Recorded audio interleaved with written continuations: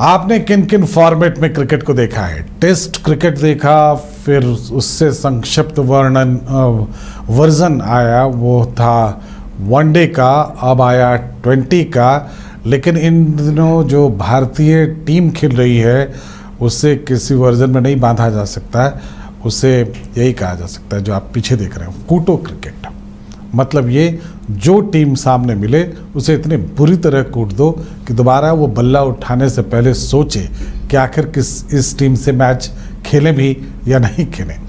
बहुत बुरी तरह से पराजित कर रही है भारतीय टीम अपने विरोधी को। और इससे जो आप अगर देखते होंगे स्पोर्ट्स प्रोग्राम को जो कि पाकिस्तान से चल रहे हैं और हिंदुस्तान के भी कुछ इलाकों में, तो आपको लगेगा कि वाकई क्रिकेट का जो स्वरूप बदला है भारत में वो ज़बरदस्त है। और कई बार ऐसा लगता है जैसे भारत पूरी तरह से ध्वस्त करने के लिए उतर रहा है सामने वाली टीम को। और आपको जो तरह तरह के शॉट्स देखने को मिलेंगे उसमें भी एक क्लास है। आप उसे ये नहीं कह सकते कि बिना क्लास के वो मैचेस हो रहे हैं या बल्लेबाजी हो रही है। गेंदबाजी में एक क्लास है जो बुमराह के आने के बाद है, और उसके बाद की जो दूसरे खिलाड़ी हैं वो जिस तरह से उसको फॉलो कर रहे हैं। तो एक्चुअल अगर आप भारतीय क्रिकेट के समर्थक हैं तो आप इन दिनों सबसे ज़्यादा मज़ेदार स्थिति में हैं। कैसे ये स्वरूप बदल रहा है, अगर आप इस कूटो क्रिकेट को समझना चाहते हैं, जो जिसको कहते हैं, अगर आप सामान्य भाषा में बात करें, अगर आप कहीं झारखंड में हैं तो कई तरह से लोग उसको कहते हैं, कई लोग कहते हैं कूटो, कई लोग कहते हैं थूर देना, इस तरह के जो शब्द हैं। दरअसल अगर आप किसी खेल के मैदान में हैं तो इन सब शब्दों से आप वाकिफ़ होंगे। बहुत बुरी तरह से भारतीय टीम अपने सामने वाली टीम को ट्रीट कर रही है। आंकड़े क्या बताते हैं और ये क्रिकेट क्या अपने आप में कहता है भारतीय टीम के बारे में, इस पर चर्चा करेंगे। राकेश रंजन हमारे साथ हैं जो बताएंगे कि जो स्वरूप बदला है दरअसल ये किस अंदाज में है। लेकिन फ़िलहाल अगर आप भारतीय क्रिकेट को देख रहे हैं तो आप निश्चित रूप से बहुत आनंद ले रहे होंगे। रंजन, क्या कुछ टीम का ये जो मौजूदा फॉर्मेट है समझ से परे है? लगता ही नहीं है कि टीम टेस्ट खेलने जाती है तो लगता है वनडे की तरह, ये 2020 की तरह मार रही है। 2020 खेलने जाती है तो 12 ओवर में मैच निपटा देती है। तो इसे क्या माना जाए? देखिए, जो ये एक अलग तरह के फॉर्मेट में भारतीय टीम खेल रही है, वो जब आपने बात की कि झारखंड में हम लोग क्या बात करते हैं झारखंड बिहार में, तो झारखंड बिहार में हम एक और बात करते हैं कि मार के डर से भूत भी भागता है। तो वो चीज़ जो है इस टीम ने जो है वो करके दिखाया है। और आप देखेंगे, ये बात मैं सिर्फ ऐसे ही नहीं कह रहा हूँ। अगर आप रमीज राजा का एक बयान सुनेंगे तो रमीज राजा कहते हैं कि यही शाहिनशाह आफरीदी थे। जब 2021 में T20 का वर्ल्ड कप हुआ था तो उन्होंने रोहित शर्मा को एक अंदर आती गेंद पर LBW आउट किया था। अब हम लोग सिर्फ उसका रिप्ले देखते हैं, मतलब बतौर पाकिस्तानी, क्योंकि वो कहते हैं कि जब एशिया कप में भारतीय टीम आई और जिस तरह से शुभमन गिल और रोहित शर्मा ने शाहिनशाह आफरीदी और हारिस राउफ और बाद में जो उनके स्पिनर्स थे उनकी थुराई कर दी, अगर यहाँ की भाषा में हम कहें तो जिस तरह से कुटाई की है, उसके बाद से उनका सारा कॉन्फिडेंस चला गया है। तो ये समीक्षा हो रही है क्रिकेट में ऊंचे स्तर पर। रमीज राजा जो कि PCB के चेयरमैन रह चुके हैं, पूर्व कप्तान हैं, इतना सारा क्रिकेट खेल चुके हैं, उन्हें ये लगता है कि ये रोहित शर्मा, शुभमन गिल और एक दौर था जब आप पाकिस्तानी प्लेयर्स के पास जाते तो वो अपनी टीम की बहुत बड़ाई किया करते थे, ये हो जाएगा, फलना प्लेयर ऐसे कर देगा, फलना प्लेयर ये कर देगा। अभी जब बांग्लादेश उनको बुरी तरह से हरा के यहाँ आई तो उन लोगों को बहुत उम्मीद थी कि भारत के खिलाफ भी बांग्लादेश कुछ चमत्कार करेगा। उनके खिलाफ जो भारतीय टीम खेली है वो लग रहा है जैसे कोई बदला लेने के लिए तैयार बैठा हुआ था कि तुम आओ मैं बताता हूँ। देखिए, बांग्लादेश जो है ना वो बड़े उत्साह के साथ भारत पहुंचा था जब उसने पाकिस्तान में टेस्ट सीरीज में 2-0 से पराजित कर दिया। तो उसका कॉन्फिडेंस जो है कुछ ज़्यादा ही ऊंचाई तक पहुंच गया था। और यही वजह है कि जब यहाँ पर टेस्ट सीरीज से पहले जो बांग्लादेश के कप्तान हैं नजमुल हसन शांतो, वो आए तो उन्होंने मतलब एक तरह से चैलेंज थ्रो कर दिया कि हम यहाँ पर वही काम कर सकते हैं जो हमने पाकिस्तान में किया है। हालांकि अगर आप देखें पहले टेस्ट मैच में तो ठीक ठाक हार मिली, लेकिन जो दूसरे टेस्ट मैच में भारत ने बांग्लादेश के साथ किया है ना, वो मुझे लगता है कि वो ताउम्र नहीं भूलेंगे और जो भी लोग क्रिकेट देखते हैं वो भी नहीं भूलेंगे। 50 ओवर की बैटिंग रही, कुल 50 ओवर की बैटिंग रही शायद भारतीय टीम की उस जी। भारत ने मुश्किल जो है 51-52 ओवर बल्लेबाजी की है और उसी में बांग्लादेश को पराजित कर दिया। आप जान लीजिए, आप ये टेस्ट मैच की बात कर रहे हैं जहाँ इनिंग्स की टीम इनिंग्स खेलती हैं, 2-2 इनिंग्स खेलती हैं, और इसमें सिर्फ 50-52 ओवर में भारतीय टीम ने ये हाल किया बांग्लादेश का कि ऐसा लगता है कि जैसे बांग्लादेश अभी अभी बेचारा क्रिकेट में उतरा ही है, और वो पूरे कॉन्फिडेंस से उतरा। कहते हैं बैकग्राउंड में आप दिमाग में आपके कुछ विनिंग सब चीज़ें चल रही होंगी कि आपने पाकिस्तान को ध्वस्त कर दिया, और उनको तो लगता भी है कि पाकिस्तान उनका वो आदर्श है एकदम। आप देखेंगे जब भारतीय टीम खेलती है पाकिस्तान से तो बांग्लादेशी वो टीवी लगा के और पाकिस्तान को जिताने की पूरी कोशिश करते हैं अपनी जगह पर बैठकर। लेकिन जो पाकिस्तान के कम से कम फॉर्मर प्लेयर हैं वो बांग्लादेश को सपोर्ट नहीं कर रहे हैं बल्कि मजे ले रहे हैं। अगर अभी चूंकि तुरंत हराया है उनको बहुत बुरी तरह से, तो वो उस तरह से एंजॉय कर रहे हैं उसको कि अच्छा ठीक हुआ। अच्छा, सबसे दिलचस्प बात है कि जब वर्षा से प्रभावित रहा जो दूसरा टेस्ट मैच रहा, बिल्कुल सभी को लग रहा था कि मैच ड्रॉ हो जाएगा, बांग्लादेश 230-35 रन पहली पारी में बनाती है। और फिर जब भारतीय टीम की बल्लेबाजी आती है तो पवेलियन की बात यह है कि रोहित शर्मा ने पहले ही बता दिया टीम को कि देखिए आज ही हमारे बॉलर तैयार रहें, आज हम फिर से बॉलिंग करने वाले हैं क्योंकि हमारे पास इसके बाद सिर्फ एक दिन का समय बचा हुआ है। तो कहा जाता है कि जो कुछ बॉलर्स हैं जैसे बुमराह, अश्विन, ये चौंक गए, बहुत गर्मी थी, पसीना था, 4-4 टी शर्ट वो ऑलरेडी बदल चुके थे। तो उन्होंने कहा कि कम से कम आज का दिन निकाल लीजिए, कल देखेंगे। उन्होंने कहा कि नहीं, पिच फ्लैट है, जो करना है आज करना है। तो अश्विन कहते हैं कि मैं और बुमराह बहुत कन्विंस नहीं था इससे, लेकिन जब रोहित शर्मा खेलने गए और पहली गेंद जो जिसका वो सामना कर रहे हैं स्टेप डाउन करके सामने छक्का मारते हैं, तो मैंने बुमराह को देखा, बुमराह ने मुझे देखा और हम समझ गए कि अब आज बॉलिंग करनी पड़ेगी हमें। तो ये इस तरह की क्रिकेट की बात जो है वो निकल कर आती है। और आपको अब एक दिलचस्प बात बताऊं कि सारे रिकॉर्ड भारत ने उस दिन अपने नाम कर लिए। सबसे तेज 50 रन टेस्ट क्रिकेट में 3 ओवर में बना दिए। उसके बाद सबसे तेज 100 रन 10.1 ओवर में बना दिए। उसके बाद सबसे तेज 150 रन 18.2 ओवर में बना दिए। फिर सबसे तेज 200 रन 24.2 ओवर में बना दिए। और फिर सबसे तेज 250 रन 30.1 ओवर में बना दिए। मुझे लगता है कि सबसे तेज 300 भी हो जाता, लेकिन भारत ने पहले ही डिक्लेयर कर दिया क्योंकि रोहित शर्मा ने एक दिमाग में रखा था कि हमें इतने ओवर की बल्लेबाजी करनी है, और उन्होंने कह दिया था कि अगर ऐसा होगा तो हम पीछे भी रहेंगे तो हम डिक्लेयर कर देंगे। तो जो मैच जीतने की ललक इस टीम में आई है ना, उसने जो है पूरा चीज जो है सब कुछ बदल कर रख दी है, और ये चीज देखने में मिल रहा है। विनिंग जिसको कहते हैं, सुनील गावस्कर भी कहा करते थे कि जीत एक आदत बन जाती है। अगर आप जीते हैं तो आपको लगता है कि हर बार जीतना चाहिए। वो अपनी जगह अभी जो टीम खेली है, ऐसा लग रहा है कि सामने वाले को ध्वस्त करना, थ्रैश कर देना।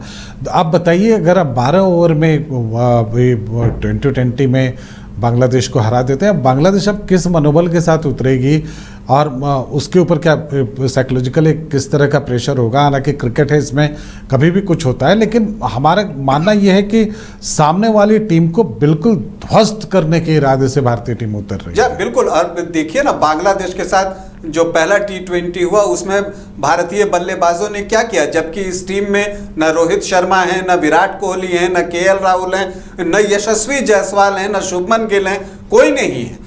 तब ये हालत हुई कि 12 ओवर भी पूरे नहीं हुए थे, 127 का लक्ष्य भारत ने हासिल कर लिया।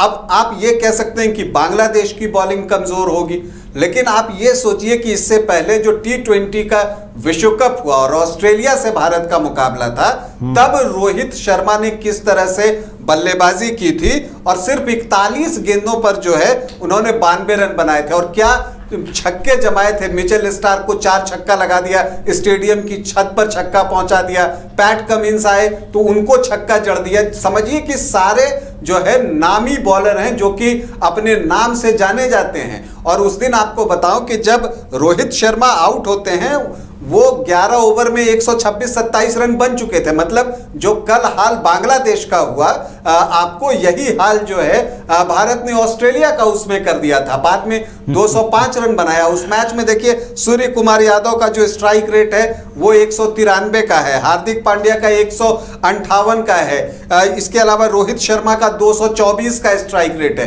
तो ये जो एक नई टीम आ गई है ना, और इसकी जो शुरुआत, मुझे तो कई बार लगता है वो जो अभी जैसे त्योहारों का मौसम है, सेल वाली जो जितने हैं, मैं नाम नहीं लेना चाहता क्योंकि वो हमारे स्पॉन्सर्ड नहीं है, नाम लेना जरूरी नहीं है। वो जिस तरह से सेल करता ना कि ये दाम गिर जाएगा अचानक, सेल सेल सेल, उस तरह से क्रिकेट कर दिया इन्होंने कि अब एकदम भरपूर मज़ा लेने के लिए आप भारतीय क्रिकेट को फॉलो कीजिए। देखिए कितना आनंद आ रहा है। और ये इसलिए मैं बोल रहा हूँ आपको कि क्रिकेट का जो आकर्षण है इस देश में वो बहुत ज़्यादा है। और जब भारतीय टीम जीतती है तो उसका सीधा एक साइकोलॉजिकल असर पड़ता है आप पर, और आपको लगता है कि हाँ भाई वाकई वो आप आनंद लेते हैं उसका। तो ये फैक्टर है। और मैं सबसे ज़्यादा अगर किसी चीज़ को आनंद ले रहा हूँ, किसी चीज़ का आनंद ले रहा हूँ, तो वो ये है कि पाकिस्तानी इस पर किस तरह से रिएक्ट कर रहे हैं। आपने कहा कि कुछ पाकिस्तानी सीनियर प्लेयर्स हैं वो बल्कि एंजॉय कर रहे हैं पाकिस्तान की कुटाई को, बांग्लादेश की कुटाई को। वो जब भी भारत किसी भी देश को कूटता है ना, अभी पाकिस्तानी सबसे ज्यादा उसे एंजॉय करते हैं या पता नहीं अंदर से वो चिढ़ निकलती है। और वो जो है भारतीय खिलाड़ियों की तो तारीफ करते हैं, वहां तक ठीक है। जो भारत के खिलाफ टीम खेल रही है मान लीजिए उसकी आलोचना करते हैं, वो भी ठीक है। लेकिन मान लीजिए भारत और बांग्लादेश के बीच मैच में हो रहा है तो वो बीच में बाबर आजम को भी लेके आते हैं और फिर जी भर के जो है बाबर आजम को सुनाते हैं कि ये बिल्कुल सेल्फिश प्लेयर है, तो कोई पर्ची प्लेयर निकल जाता है, तो कोई जान नहीं है, टुक टुक करके खेलते रहते हैं, केवल अपना स्कोर देखते हैं, ये जिम्बाब्वे के खिलाफ सिर्फ स्कोर करते हैं। तो जब भी भारत बेहतर खेलता है तो वो अपने खिलाड़ियों की ज्यादा खिंचाई करते हैं। और ये बहुत स्वाभाविक है। देखिए आईपीएल के तर्ज पे वहां पर भी कोई टूर्नामेंट पीएसएल होता है, पीएसएल किया था। उनको बड़ी उम्मीद थी कि पीएसएल से कुछ हो जाएगा, लेकिन हम आईपीएल से भारतीय क्रिकेट को क्या फ़ायदा हुआ, नुकसान हुआ, वो तो एक आकलन का विषय है। निश्चित रूप से भारतीय क्रिकेट डोमेस्टिक क्रिकेट को जिस तरह से प्रमोट करती है वो एक बड़ी वजह है कि आप बड़ी संख्या में जो बेंच स्ट्रेंथ देख रहे हैं। और जो नए खिलाड़ी जिस तरह से खेल रहे हैं, क्या कॉन्फिडेंस है, आपको देखकर मज़ा आएगा। लगता ही नहीं है कि वो अंतर्राष्ट्रीय क्रिकेट में पदार्पण कर रहे हैं तो उन्हें कुछ संभल कर खेलना चाहिए, कुछ देखकर। और मुझे लगता है इसकी एक बड़ी वजह यह है कि एक्सपोजर बहुत है रंजन। बिल्कुल। और आप नए खिलाड़ियों की बात कर रहे हैं, यशस्वी जायसवाल जैसा नया खिलाड़ी इंग्लैंड के खिलाफ खेल रहा हो और सीरीज में 30 छक्का मारे, मतलब समझिए कि इंग्लैंड के बॉलर भागते फिर रहे थे। अभी जिस तरह की वो बल्लेबाजी कर रहे हैं, टेस्ट क्रिकेट हो, T20 क्रिकेट हो, अगर आप उनका T20 में स्ट्राइक रेट देखें तो 164 का है और टेस्ट में वो 71-72 के स्ट्राइक रेट से रन बनाते हैं। नए खिलाड़ियों की बात निकली है, रिंकू सिंह का स्ट्राइक रेट 175 के आसपास का है, अभिषेक शर्मा का 180 के आसपास है। तो जो नए खिलाड़ी आ रहे हैं उन सबको बता दिया गया है कि आप बिल्कुल केयरफ्री होकर खेलिए, निडर होकर खेलिए और आउट होने का डर जो है अपने मन से निकाल दीजिए। देखिए रोहित शर्मा का अगर आप औसत देखने जाएं तो आपको हो सकता है थोड़ा नीचे दिखेगा, क्योंकि वो आउट होने के बारे में सोच ही नहीं रहे हैं। जो वनडे का विश्व कप हम हारे, जब तक रोहित शर्मा खेल रहे थे उस समय 10 ओवर में 70+ का स्कोर भारत ने बना दिया था। भारत अच्छी स्थिति में थी, ये उनके आउट होने के बाद दबाव आया। और अगर आप वनडे वर्ल्ड कप की ही बात कर लें तो 500 रन से ज्यादा बनाने वाले बैटर में रोहित शर्मा से ज्यादा स्ट्राइक रेट किसी खिलाड़ी का नहीं था। इसके अलावा आप डर का आलम देखिए कि ऑस्ट्रेलिया टीम बोल रही थी जब वो टीम सेमीफाइनल में भारतीय टीम हारी थी, तो उनको उम्मीद थी कि वो शायद अगली मुलाकात में उसका हिसाब चुकता कर देंगे रोहित शर्मा। और देखिए ना, जब वो फाइनल में वनडे में हारी और जब उसके बाद T20 में जब भारतीय टीम उतरी वेस्ट इंडीज में ऑस्ट्रेलिया के खिलाफ, और उस मुकाबले में रोहित शर्मा ऐसे खेल रहे थे कि मानो वो पिछली हार का जो उनका गुस्सा था ना वो निकल रहा था।